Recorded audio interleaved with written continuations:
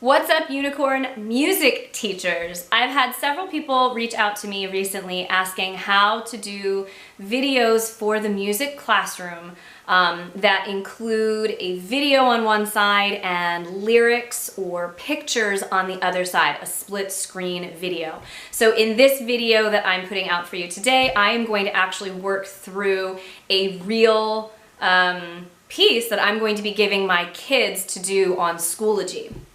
You do need to have working knowledge of PowerPoint. You need to have iMovie, and I will be using an iPad, but I'm pretty sure everything would stay exactly the same.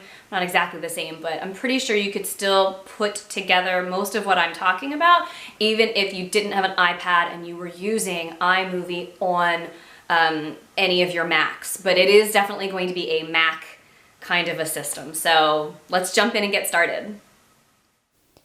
All right, music teachers. So we're going to open iMovie, we're going to select the plus sign, and we're going to hit Movie. From there, your photos are going to open, and you're going to be choosing what you need for this particular project. So I'm going to choose my cover photo, and then I'm going to choose my, my movie. It will generate, and this begins the long and tedious process of editing. I always choose a photo to start a video just because it freezes nicely and it's a good thumbnail.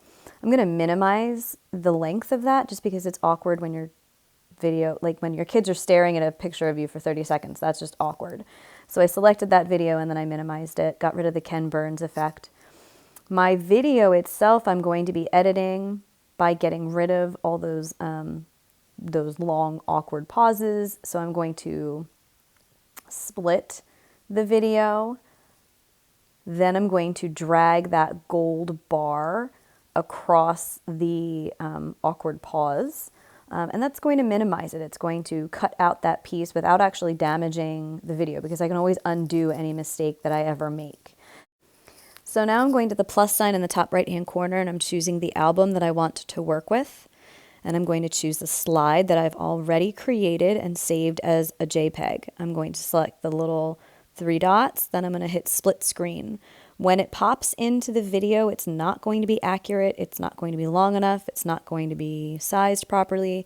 So the first thing I'm going to do is select it and drag it across the length of the video that I need it to be in. Then in the top right corner, I'm going to select that middle one, which is arrows, and it's going to slide it around to the side that I want it to be on. I'm going to pinch to zoom so that it ends up being the size that I need it to be in. And then I have to make sure that it goes the length of that particular section of music. Now, I could have easily chosen to create those slides in portrait mode. That way it like perfectly lined up with the video, but I'm honestly not that fussy. In this new online learning situation we find ourselves in, this to me is not important. My students are used to looking at things on a smartboard, which are almost always in landscape mode, so I'm not changing things right now. So I found the next place where I'm going to add my next slide. So again, I'm going to drag that across to make sure it's long enough. Then I'm going to go to the plus sign in the right corner. I'm going to choose the next slide. Sometimes you have to download it from the cloud. Then I'm going to hit the 3 dots, split screen. It's going to pop in. Now this one popped in and it's like teeny tiny. So I'm going to select it and then I'm going to drag one of those gold bars all the way across to the length that it's going to go until I need the next one. I'm going to use those arrows, swivel it all around, pinch to zoom, and then I'm going to go back and double check that the going from one side to the next is seamless. As it goes all the way through, I'm just making sure that everything lines up really nicely and I'm making sure that it's long enough to fit that verse so that I know when I need to make the adjustment or add the next slide. So I found my next place. I'm going to go back into that plus sign, select the next slide, the 3 dots, the split screen, adjust the length of it. And then I'm going to do the 3 arrows, pinch to zoom, put it where it needs to go, and then I'm done. Continue this process throughout the entire length of your video. That white bar that you see in the center, that's just for decoration. You can get rid of that. That's not anything that like needs to be there. It's just for decoration, really.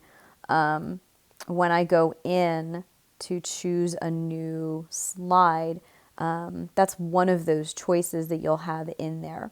So for example, you gotta love when the video stops at an awkward place with your face. So if I choose the next slide, again, the 3 dots, the split screen. So the white line I've been talking about is seen as the very, very bottom icon underneath those swivel arrows. If you click that bottom line, it gets rid of the white line in between. I personally like it. It's a nice little division. You don't need to have it, but anyway, hope this helped, and I look forward to seeing your videos. Bye, everybody.